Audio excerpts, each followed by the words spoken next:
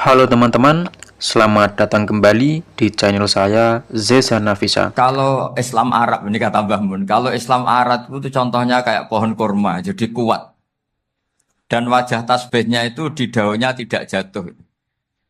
Tapi kalau Islam Indonesia kata Mbah Mun itu kayak padi, jadi ya agak doyong-doyong sedikit gitu. Jadi untuk menghadapi angin besar tuh pilihannya dua, Anda kekar kayak kurma atau fleksibel kayak padi. Jadi ya doyong-doyong sidik gitu ya. Ada koruptor sowan, salam templeknya ya diterima gitu ya. Ada calon bupati cantik ya didukung, pokoknya agak-agak doyong gitu. Tapi baru kayak doyong itu nggak bisa roboh karena fleksibel. Jadi kazar in akhraja tahu. Jadi ada dua tamsil. Karena memang menghadapi orang fasik, orang dolim ini kita sebagai ulama itu ya kebingungan. Ini mungkin Ki Afif bisa bahsul masail ini. Karena pertanyaannya gini, saya berkali-kali digojlok sama bapak saya. Berteman orang fasik hukumnya gimana? Pasti dijawab haram. Tapi kalau pertanyaannya dibalik, membina orang fasik hukumnya gimana? Baik. Dan bisa membina kalau berteman.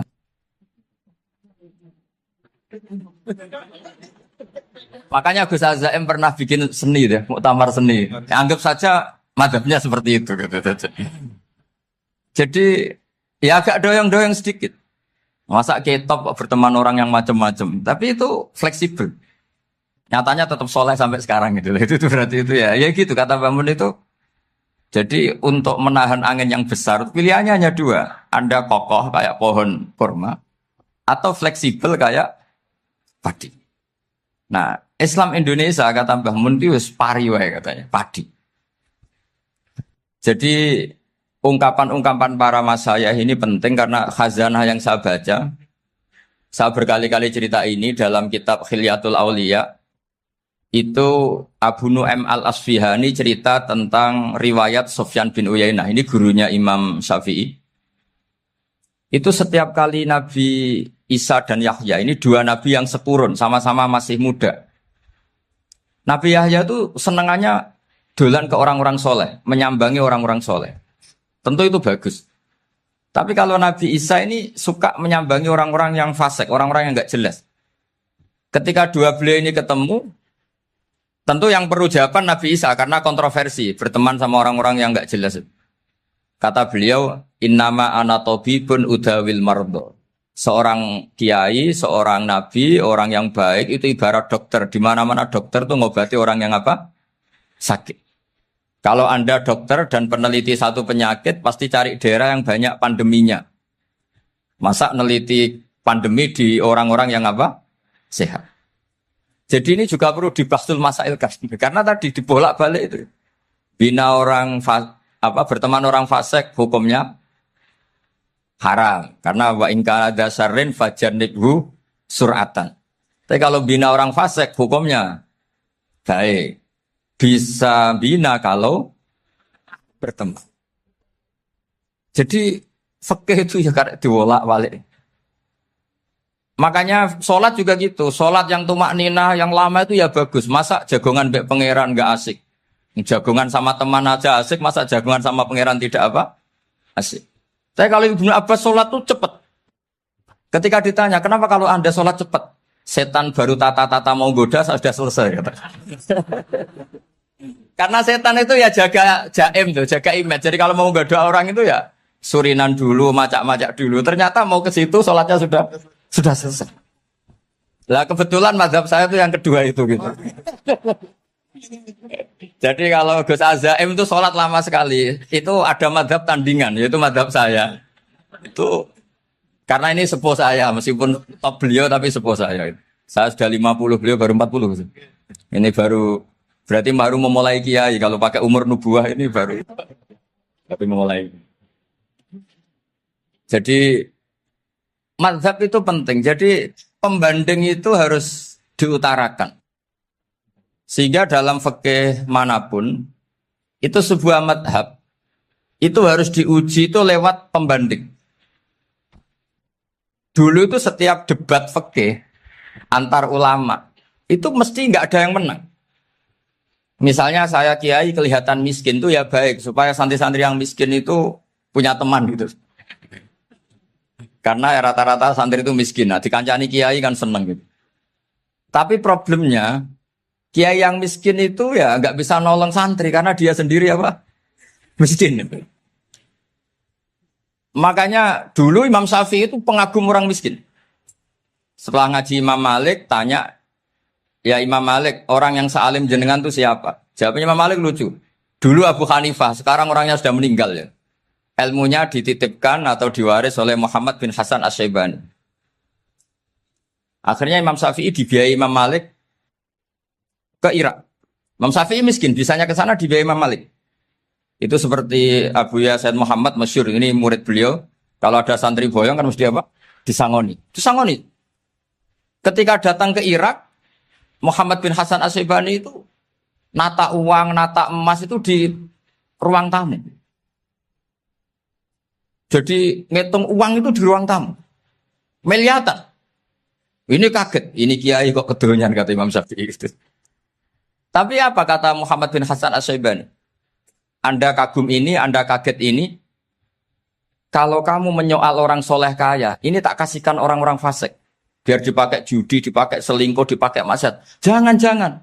Harta ini harus tetap di orang soleh. Kalau ke orang fasik, bahaya. Berarti kiai boleh kaya. Boleh-boleh. Semenjak itu ada gerakan kiai kudu sugih.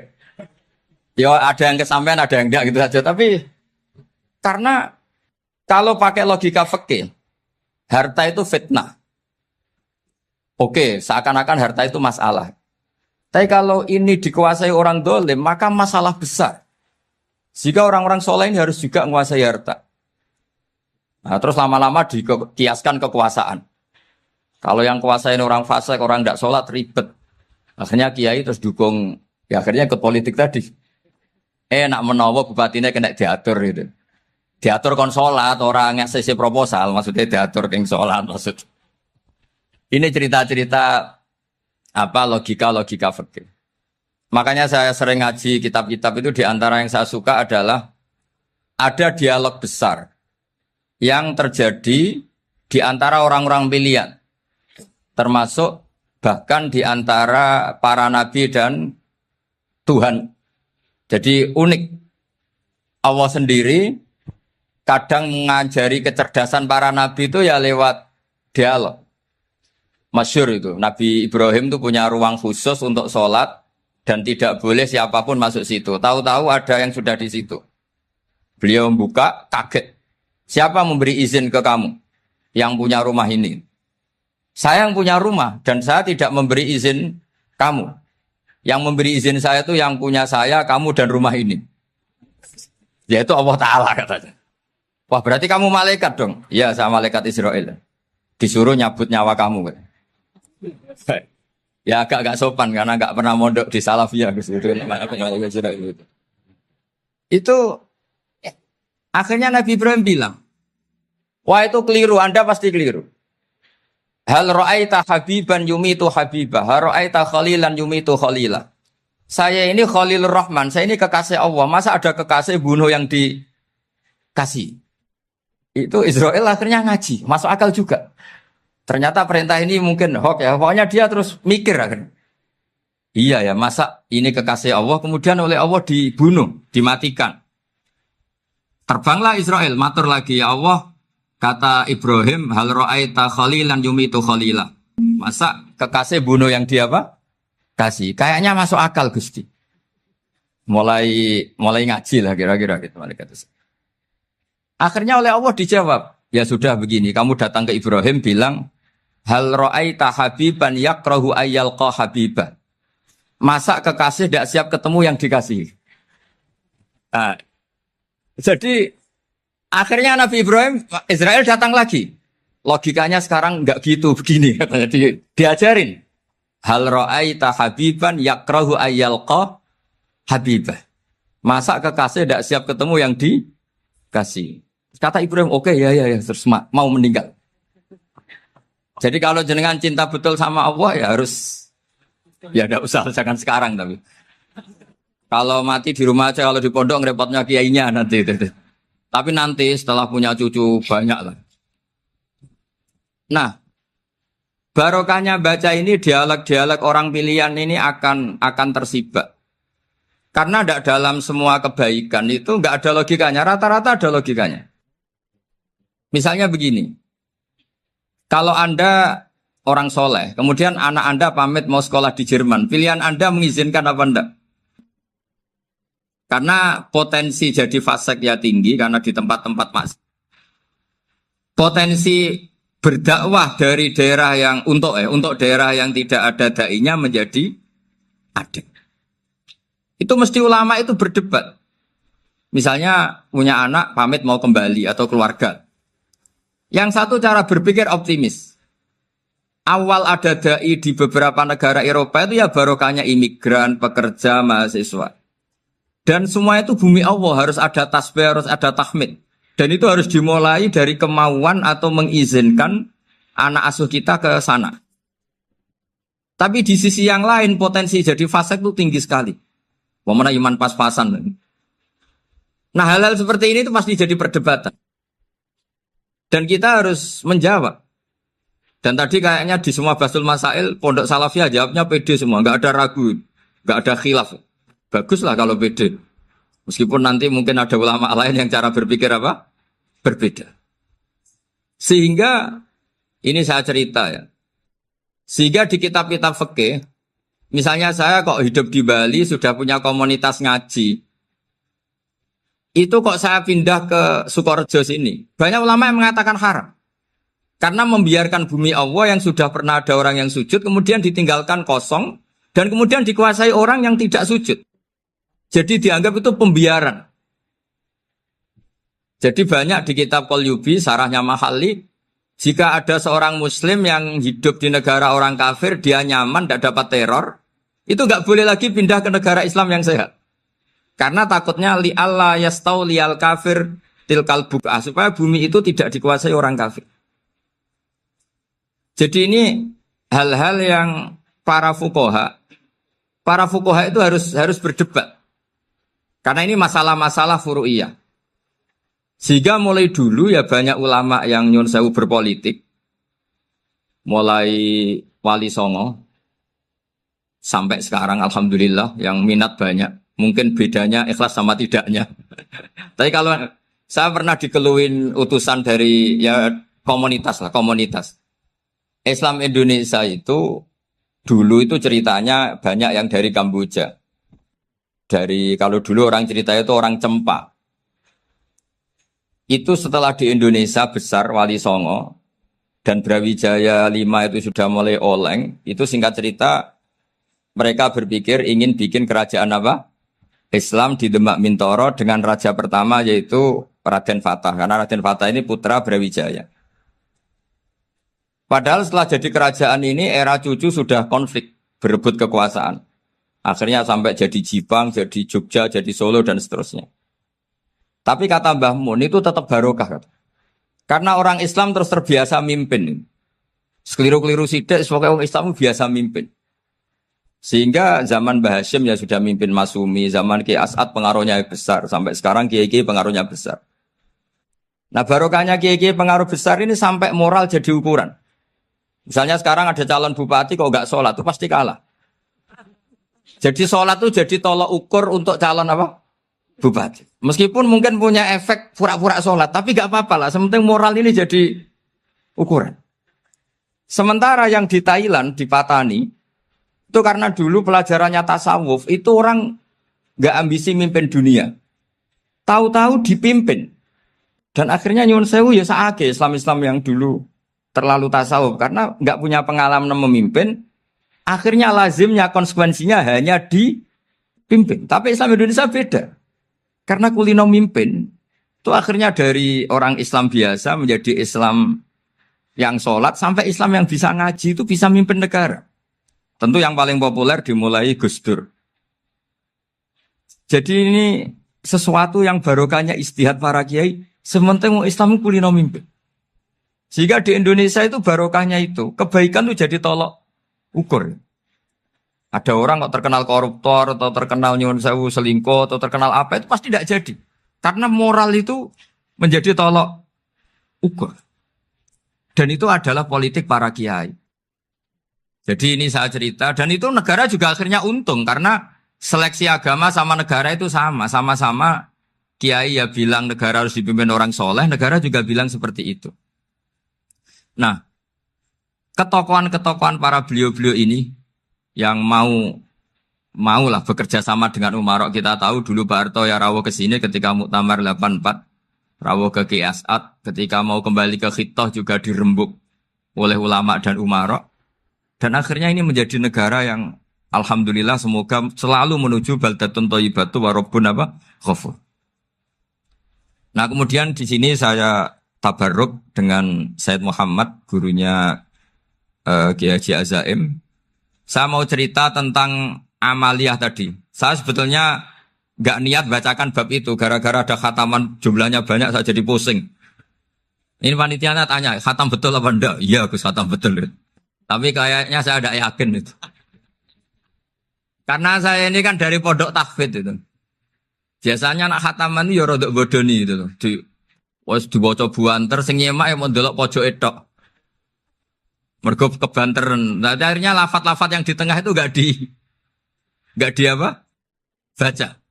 Tapi ya semoga dimaafkan Allah lah. Yang jelas itu enggak. Tapi saya mau cerita ya. Jadi cara berpikir Said Muhammad ini nanti juga saya teruskan di Ma'had Ali. Ini saya baca ya. Di antara yang diyakini madhab Malikiyah, ini saya baca saja teksnya. Jadi ada riwayat namanya kalau Said Muhammad bahasakan itu Ataqoh Somadiyah. Kalau di Indonesia kadang orang bilang Al-Ataqoh Al-Kubro. Yaitu dengan membaca surat Ikhlas, di sini jumlahnya hanya 100 kali, Qila 1000 kali. Tadi berapa teman? 700-an, 700 juta. 700 juta ini sudah susuk banyak ini. Di sini hanya 40, riwayat lagi 100, 1000. Terus sampai tadi berapa? 800 juta. Wah, ini sudah susuk ini. Itu anak cucu sampean pasti masuk surga itu kalau gitu. Ini saya baca, ini kitabnya Said Muhammad ini. Suratul Ikhlasi wal Itqu minan nar. Akhrajat Tabrani fil Kabir an Fairuz Ad-Dailami wa Ibnu Uftin Najasi. Waqad khadaman Nabiyya sallallahu alaihi wasallam. Orang ini jadi khadimnya Nabi. Qala Rasulullah sallallahu alaihi wasallam, "Man qara'a qul huwallahu ahad mi'ata marratin fi shalat ghairiha katabahu lahu bara'atan minan nar." Ini hanya berapa ini? Mi'ata marrah. Berarti kalau satu orang itu cukup 100. Tadi sudah untuk 7 turunan tadi untuk orang berapa?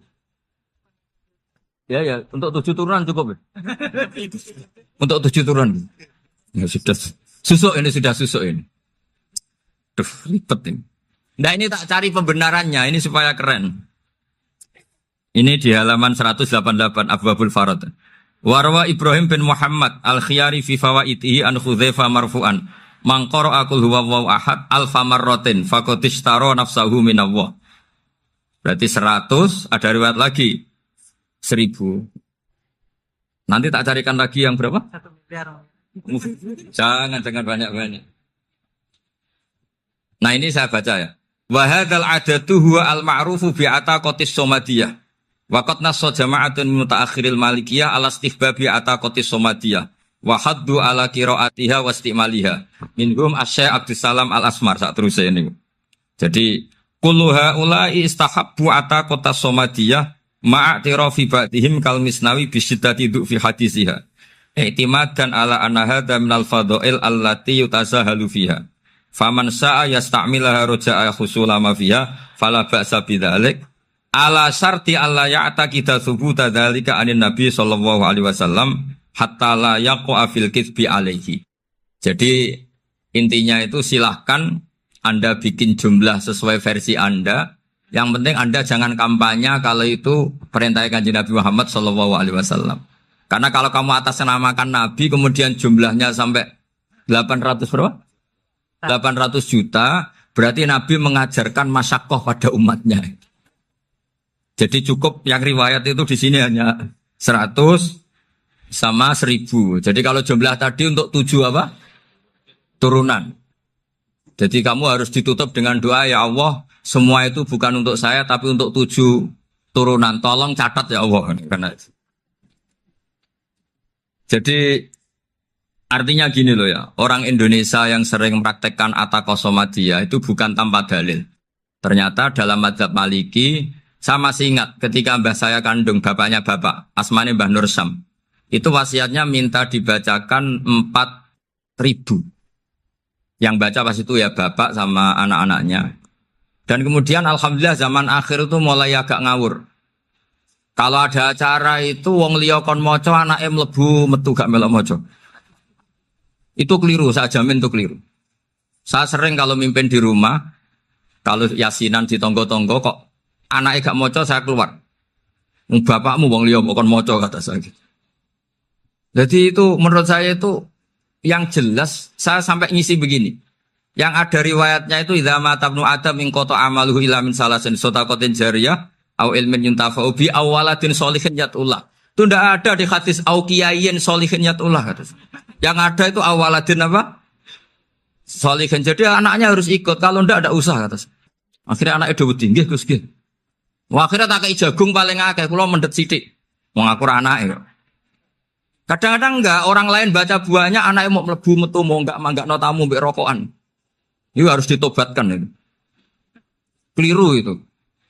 Karena nasnya bukan aukiyayin solihin tapi awaladin solihin. Ini bukan provokator, ini memang ya harus seperti itu. Nah terus tentang tadi la ilaha illallah yang didawahkan Gus Azaim. La ilaha illallah itu penting sekali, cuma saya mohon itu dielmoni lah. Jadi dulu kalimat ini menjadi spesial karena dielmoni, karena dimulai dari fa'lam annahu la ilaha illallah. Terusannya ayat tuh wastaghfir li dzambika walil mu'minina wal mu'minat. Saya ulang lagi ya. Terusannya ayat tuh wastaghfir li dzambika walil mu'minina wal mu'minat. Makanya menurut mazhab Sadili, kamu disuruh baca la ilaha illallah dulu, jangan istighfar dulu. Saya ulang lagi ya. Dalam mazhab Sadiliyah itu la ilaha illallah dulu, nggak boleh istighfar dulu. Alasannya masuk akal. Orang yang kafir 70 tahun, itu sekali baca la ilaha illallah itu langsung yughfar lahum ma qad salaf. Jika la ilaha illallah sendiri sudah punya kekuatan supaya dosa kita diampuni. Qul lil ladzina kafaru iyantahu yughfar lahum ma qad salaf. Cara menghentikan kekafiran gimana? Dia melafadzkan la ilaha illallah. Ini kalimat yang begitu saktinya sampai orang yang kafir puluhan tahun itu dosanya semuanya terhapus hanya karena melafadzkan la ilaha illallah. Nah, makanya kata Abdul Hasan Asadili wastaghfir li dzambika ay bihadil kalimah. Seseorang sah di istighfar itu kalau melafadzkan la ilaha illallah. Misalnya ada orang kafir mati kafir, sah enggak anak cucunya mengistighfari dia? Tidak sah karena belum melafadzkan la ilaha illallah. Makanya kata Abu Hasan Asadili wastaghfir li dzambika ay bihadil kalimah. Sehingga lafadz ini spesial betul. Tapi kadang-kadang beberapa mursyid cara berpikir lain. Ini kalimat thayyibah harus dibaca orang suci sehingga mendahulukan apa? Istighfar. Untuk supaya pas melafadzkan kalimat thayyibah sudah dalam keadaan apa? Suci. Itu juga masuk akal. Tapi secara meyakinkan saya sendiri lebih mengikuti manhajnya Abil Hasan Asyadzili karena alasannya tadi yang kafir puluhan tahun saja langsung luntur dosanya karena melafadzkan la ilaha illallah. Artinya la ilaha illallah sendiri sudah bagian dari istighfar. Nah, ya tadi buktinya fa'lam annahu la ilaha illallah terus wastaghfir li dzambika walil mu'minina. Jadi orang sah diistighfari itu setelah dipastikan sah tauhidnya. Jadi setelah tauhidnya sah, yaitu la ilaha illallah, baru sah apa? Diistighfari. Sehingga orang kafir, saya ulang lagi, orang kafir yang mati kafir, anak cucunya tidak boleh apa? Tidak boleh menistighfar. Terus saran saya kedua, la ilaha illallah itu filosofinya itu nafyun li uluhiyati ghairillah wa isbatun li uluhiyatillah wahda. Filosofi la ilaha illallah itu gimana? Menafikan semua selain Allah itu tidak Tuhan dan hanya menuhankan Allah semata. Nah itu caranya gimana? Caranya kita harus terbiasa ini karena tadi saya dibilangin panitia ini rata-rata mustameknya atau mustamiatnya ini santri. Caranya gimana? Dilatih pakai logika. Saya berkali-kali cerita kalau ngaji, saya sekaligus kampanye. Allah itu Tuhan yang begitu fair. Untuk menjadi Tuhan, Allah mempersilahkan, ada kualifikasi Tuhan. Jadi boleh, dikompetisikan itu boleh, kata Allah. Gak apa-apa kamu ngaku Tuhan gitu, kata Allah. Tapi nak ngaku pangeran itu paling gak ya direputasi lah. Ada verifikasinya. Dimulai dari apa? Ya kalau jadi Tuhan itu setidaknya bikin langit bumi lah. Aturannya gitu. Jadi kalau daftar bupati ya daftarlah ke KPU. Masa tahu-tahu jadi apa? Tuhan kemudian tidak punya prestasi bikin langit bumi. Sehingga Allah itu cara ngendikan itu ya fair. Qul ara'aytum ma tad'una min dunillah aruni madza khalaqu minal ardi am lahum syirkun fis samawat. Coba yang kamu tuhankan selain saya, prestasinya apa? Ketika saya bikin bumi itu apa ikut bikin? Terus am lahum syirkun fis samawat. Kalau bikin langit, kalau nggak bisa ya urun lah gitu. Urun semen apa urun bego, pokoknya urun lah gitu. Urun ora, gawe bumi ora, ngerti-ngerti ngaku jadi pangeran. Kul hatu burhanakum. Jadi ya kan ya lucu kan, misalnya syarat kiai di Salafiyah kan keluarga Kiai As'ad, cucunya ngaji ngalim. Orang keluarga Kiai As'ad terus aku kiai utama di Salafiyah. Oh mesti di penjara ya. Lah yo gak gawe langit bumi, gak ada prestasi terus ngaku sebagai apa? Tuhan. Sehingga fair. Makanya saya berkali-kali cerita. Jubair bin Mut'im itu punya anak namanya Muhammad. Ini sudah orang alim, Muhammad bin Jubair bin Mut'im. Itu cerita awala Islami Abihi. Mut'im itu orang pinter sekali. Saking pinternya dia jadi delegasinya orang Quraisy datang ke Rasulullah sebagai negosiator untuk membebaskan Asra Badrin. Tawanan perang apa? Badar. Yang namanya disuruh itu pasti orang pinter. Tapi apa yang terjadi ketika nginep di masjid? Karena zaman itu gak ada hotel. Nanti jadi geger. Orang musyrik nginep di masjid hukumnya gimana? Bahsul masail tok. Zaman itu mau tidak mau. Kalau sekarang kan ada hotel, kiai juga punya wisma. Apa yang terjadi? Orang ini cerdas sekali. Dan delalah Nabi pas sholat maghrib itu baca wattur wa kitabim mastur sampai am khalaqus samawati wal ard. Ya kalau kamu jadi Tuhan ya setidaknya menciptakan langit bumi lah. Namanya jadi Tuhan ya ada persyaratan kan. Paling tidak punya reputasi menciptakan langit bumi. Atau kalau jadi Tuhan setidaknya reputasinya itu enggak diciptakan yang lain. Am khuliqu min ghairi syai'in. Ini jadi Tuhan kok punya bapak, punya ibu. Ini jadi Tuhan kok lahirnya di bumi. Ada tanggal lahirnya, ada tahun. Masa jadi Tuhan kok dulu buminya semuanya walhasil tuh. Akhirnya Nabi ketika salam sholat maghrib, dia datang. Ya Rasulullah, akalku habis oleh ayat yang barusan kau baca. Sudah saya Islam saja. Argumentasi selain Allah Tuhan itu batal. Itu, nah saya mohon santri-santri Salafiyah itu baca Quran sampai seperti itu. Jadi jangan hanya khataman banyak-banyakan maksudnya. Ini bukan nyindir ini, ngamuk ini. Jadi ya khatamannya tadilah 1000 atau berapa lah, jangan banyak-banyak. Juga kasihan malaikat yang nyatet kan. Wong baru subhanallah alhamdulillah aja di tag hadisnya abad al malaikah kan ditete. Itu baru subhanallah alhamdulillah itu sudah mencapaikan malaikat. Makanya saya wiridan tuh arang-arang kasihan malaikat karena nanti jadi itu ya ada madhabnya itu jadi kalau Gus Azaim sholat lama tak saingi sholat cepet itu sama-sama ada madhabnya. Yang cepet kayak saya tadi setan pas tata-tata mau goda pas rukuk saya sudah itidal. Mau goda itidal saya sudah sujud, pusing dia. Tapi jangan tiru ini madhab yang agak-agak khusus lah sudah cara orang Madura agak khilaf tuh. Khilaf ya. Khilaf ini agak khilaf ini sudah. Tapi saya ingin lah. Sampean kalau ngaji Quran itu dilatih berlogika. Jadi Allah itu fair. Gak apa-apa kalian ngaku Tuhan tuh gak apa-apa, tapi tunjukkan prestasi kamu apa. Aruni madza khalaqu minal ardi am lahum syirkun fis samawati. Am khalaqus samawati wal ard. Diulang lagi am khuliqu min ghairi syai'in. Setidaknya kalau jadi Tuhan itu ya enggak butuh yang lain lah. Masa jadi Tuhan kok wujudnya saja butuh orang lain, butuh bumi eksistensinya butuh makan, butuh minum. Makanya Allah cara meniadakan uluhiyah selainnya itu Allah itu redaksinya itu mengena sekali. Yaitu tadi dengan cara-cara seperti itu. Sebagian ayat disebutkan ma asyattuhum khalqas samawati wal ardi wala khalqa anfusihim. Wong Tuhan kok nggak punya reputasi bikin langit, bikin bumi, bahkan untuk menciptakan dirinya sendiri saja nggak bisa. Ya sudah lah, kamu nggak usah ngaku Tuhan, nggak level kata gitu. Akhirnya terus ditemukan Tuhan yang sejati, yaitu wal awwalu wal akhiru wal dhahiru wal batin. Nah, itu yang Mut'im ini tadi termasuk orang yang sangat cerdas sekali. Padahal itu bacanya bukan pas basul masail, enggak. Nabi pas sholat maghrib. Juga bukan pas ceramah, enggak. Tapi itu didengarkan. Makanya termasuk ini spesial untuk hormat saya kepada Ki As'ad. Makanya saya ini kalau mentasjik santri-santri, ini agak sensitif, tapi sudah saya tidak perlu takut fitnah. Saya termasuk kenapa saya ingin jadi ahli tafsir, tentu yang membentuk itu Mbah Maimun dan bapak saya. Bapak saya itu hafal Quran kayak hafal Fatihah. Saking senangnya Quran itu. Mungkin bisa kamu saingi itu.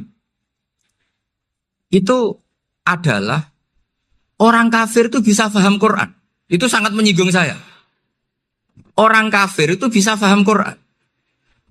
Ketika Umar Islam itu karena mendengar apa coba? Mendengar apa? Quran. Dan itu masih kafir apa sudah Islam? Masih kafir karena kalimat-kalimat yang di Quran itu begitu jelas wal kitabil mubin sehingga didengarkan orang kafir pun tuh ngefek.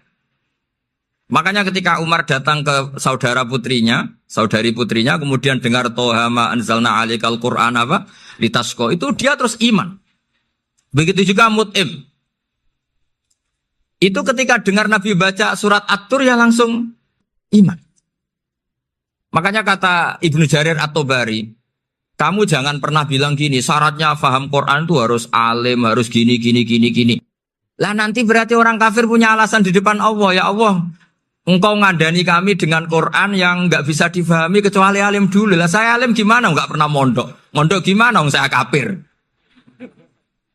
Jadi artinya gini loh, kata Ibnu Jarir At-Tabari, Allah tidak mungkin mengatakan gini. Ifhamil Quran bima la fahmalaka. Quran itu harus kamu fahami. Sementara orang kafir karena lafadznya Quran khusus gak bisa memahami. Makanya Quran itu dibaca. Itu banyak orang kafir yang menjadi muslim karena mendengar apa? Al-Quran. Padahal kafir. Nah termasuk tadi Muhammad bin Jubair bin Mut'im ini itu menjadi Islam ya, karena mendengar Quran. Padahal dia saat itu masih apa? Kafir. Karena tadi logika misalnya nggak paham secara lafadz Arab. Sekarang misalnya nyuwun sewu ada orang ateis. Saya pernah didatangi seorang ateis yang nggak percaya Tuhan. Saya mau Islam Pak Ba, asal Anda bisa menjelaskan Tuhan itu siapa. Coba Quran dibaca secara makna, tidak secara lafadz tapi secara makna. Begini misalnya, ada orang ateis datang ke saya, Pak, saya mau Islam, asal Anda bisa menjelaskan Tuhan itu siapa. Terus saya tanya, ini ngajak goblok-goblokan apa pinter-pinteran, kata saya. Terus dia jawab, ngajak pinter-pinteran Pak, saya ini doktor katanya. Maksudnya di akademiknya dia doktor, mungkin jurusan matematika atau apa, tapi di ketuhanannya jeblok. Terus tak tanya, kalau ini ada kertas, kamu suka ada rumusnya apa suka ada? Ya suka ada rumusnya. Kenapa ada kertas? Ya karena ada yang bikin. Nah kira-kira berstatus membikin atau membuat, itu sesuatunya mewujud apa enggak? Ya pasti mewujud lah, pasti ada. Ya sudah, anggap Tuhan itu adalah sebab dari semua yang ada. Masa alam yang seperti ini, langit dan bumi ini mewujudat, kemudian kamu katakan kholaqohal adam, bahwa alam raya yang mewujud ini diciptakan oleh ketiadaan. Ya juga, berarti Tuhan itu ya. Ya itu yang namanya Tuhan. Lah mulai dulu kiai-kiai ngomong gitu kan saya Islam katanya. Jadi kiai-kiai itu kadang-kadang kalau dakwah pokoknya kabeh itu digawe Tuhan. Beda dengan dakwahnya orang-orang mantek. Orang-orang mantek itu kan nggak pernah nyebut Allah. Ini alam hawadis, labudamin muhdis. Meskipun mereka, muhdis ini menurut Islam namanya Allah. Tapi sebetulnya kan nggak langsung bilang Allah. Jadi tak kasih tahu, alam raya ini mewujud nggak? Ya mewujud Pak. Bisa nggak sesuatu yang nggak ada menjadi faktor wujudnya yang ada? Ya nggak bisa, namanya nggak ada itu nggak bisa jadi faktor. Nah itu hebatnya ulama-ulama kita. Ketika mengenalkan Allah itu siapa? Zat yang wajibil wujud. Jadi kita ini kalah pinter ulama-ulama dulu. Ya alhamdulillah kalahnya sama ulama dulu. Kalau kalah sama ulama sekarang isen lah. Jadi ulama dulu sudah pinter. Pasti pertanyaan dasar manusia, hadil maujudat itu man khalaqaha, siapa yang menciptakan? Kalau kamu langsung jawab Allah atau Tuhan, mereka pasti tidak nerima. Ya jawab saja, hadil maujudat mesti khalaqaha maujudun. Nah berhubung maujud ini berstatus pencipta, harus super. Nah super ini oleh ulama disebut wajibul wujud atau musabbibul asbab. Yang oleh Islam dinamai Allah. Tapi kita langsung ngomong Allah, mesti aja bingungkan kan bagi yang bingung maksudnya. Ya saya mohonlah, kalimat-kalimat la ilaha illallah itu diamatilah, diresapi sampai seperti penjelasan saya ini. Sehingga punya kualitas ilmu. Karena syaratnya memang fa'lam, harus punya kualitas apa? Ilmu. Ilmu itu apa? Ma'rifatus syai' ala ma huwa alaih. Mengenal sesuatu sesuai detail-detail sifatnya sesuatu itu. Misalnya kalau Allah sudah jadi Tuhan, ya harusnya qabla kulli syai'. Masa Tuhan sama yang dituhani wujudnya dulu yang dituhani. Ditemukanlah sifat awal atau qadim. Makanya benar Gus Azaim tadi kalau sudah bertauhid harus hafal akidah berapa khamsin. Dimulai apa? Wujud. Kenapa harus dikatakan wujud? Karena alam raya ini kadung maujudan. Hadhil alam maujudun. Masa maujudun khalaqahul adam? Masa maujudat khalaqahul adam? Nah itu yang disebut am khuliqu min ghairi syai'in am humul khaliqun. Jadi saya mohon semohon-mohonnya cobalah tradisi-tradisi lihat baru ayat ini dihidupkan lagi sehingga kita baca Quran itu sekaligus menjadi orang yang sangat argumentatif. Karena Quran adalah qul falillahil hujjatul baligh. Dilatih. Jangan bosan dilatih. Makanya kalau saya baca ayat-ayat seperti itu, cek fair Allah. Fair betul. Gak apa-apa saya punya pesaing kata Allah. Tapi yang imbang dong. Pas aku gawe langit ya bantulah. Atau ada langit tandingan lah kira-kira gitu. Kalau saya bikin bumi ya ada bumi. Nah misalnya sekarang orang Cina bikin matahari. Materinya dari mana coba? Dari yang sudah ada sekarang kan? Tetap saja agak ikut bikin kan? Tapi kalau Allah bikin langit bumi minal adam minal wujud. Kalau mereka paling rekayasa yang sudah wujud adik. Nah, harus sampai seperti itu. Sampai kata Gus Azim kul hatu apa? Burhanakum dan. Jadi ini cara-cara kita untuk menguatkan iman.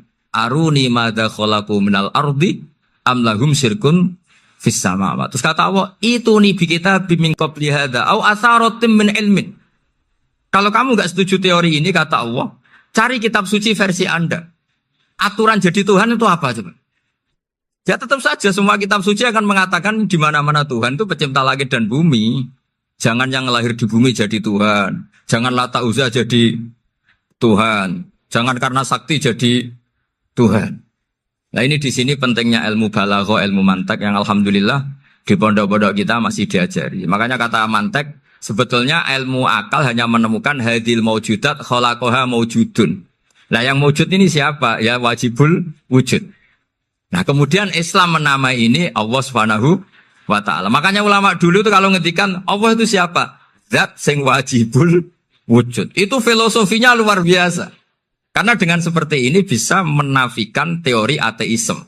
Bahwa alam raya ini diciptakan oleh ketiadaan. Makanya saya bilang tadi, ngajak goblok-goblokan apa pinter-pinteran gitu. Lah nek ngajak goblok-goblokan yang ini, hadhil maujudat khalaqahal adam. Terus kita goblok bareng. Loh iya kan barang maujud diciptakan yang tidak maujud. Wong ora wujud kok mempengaruhi sing wujud. Ya monggo nak goblok bareng kata. Akhirnya, gak Gus, saya ini dokter masa kamu ajak goblok? Ya sudah pinter saja kata saya. Alhamdulillah karena debat kecil ini dia menjadi nyaman lagi dengan apa? Islam. Memang saya tentu nggak bisa disalahkan doktoralnya karena di ilmu yang selain apa? Teologi gitu. Tapi kan polanya dia pasti pinter. Makanya ini sekaligus mengingatkan anak-anak lah. Kecakapan menjelaskan itu harus dilatih karena di antara kelebihannya Quran itu wal kitabil apa? Mubin, yaitu kitab yang punya kemampuan menjelaskan. Ini yang terakhir saya beri contoh. Terakhir ini penjelasan Quran. Dulu orang kafir itu cara berpikir itu begini, Muhammad, urusan kita ini banyak, problem kita banyak. Masa iya urusan yang banyak ini cukup dengan satu Tuhan? Kalau problem banyak ya Tuhannya harus banyak. Ada Tuhan pohon, Tuhan hujan. Ya kayak Cina itu ada Dewi Kuan Im keberuntungan, ada yang sial, yang pokoknya diurus yang banyak lah. Maka mereka bilang aja'alal alihata ilaha wahida inna hadza la syai'un ujab. Ini aneh urusan banyak kok Tuhannya satu, ini aneh lah. Tapi Nabi secara sabar dan yang diomongnya orang kafir. Tidak anak Mahatali, orang kafir. Jadi nanti kalau anak Mahatali gak paham Quran kebangetan orang kafir saja paham. Akhirnya Nabi secara santai, secara rileks memberi penjelasan gini. Kalau Anda menjadi buruh, kalau orang Arab dulu bilang abdan. Kamu suka enggak punya majikan banyak, perintahnya beda-beda, semuanya memaksa kamu untuk nurut. Sama punya majikan satu yang baik. Ya enggak suka lah Muhammad kalau majikan saya banyak, semuanya berhak merintah saya, enggak enak. Majikannya satu saya, satu saja. Terus kata Nabi, Tuhanmu itu majikan kamu. Kalau Tuhannya banyak, kamu bingung. Berarti perintahnya banyak. Akhirnya mereka paham. Dan itu segampang itu Allah memberi penjelasan. Dorobawa masalah rojulan. Fihi syuraka umutasakisuna wa rojulan salamal lirojul. Hal yastawiyahani masalah. Alhamdulillah. Langsung diberi analogi. Kalau kamu jadi buruh, punya majikan banyak, yang perintahnya beda-beda. Kemudian jadi buruh yang majikannya satu. Kamu milih mana? Ya milih satu Muhammad. Ya sudah. Kalau Tuhannya banyak, perintahnya banyak, kamu juga bingung. Langsung menjadi faham. Nah, ketika ada orang tidak ikhlas, Nabi cara memberi penjelasan juga gampang. Misalnya saya dikasih uang Gus Azaim 1 juta.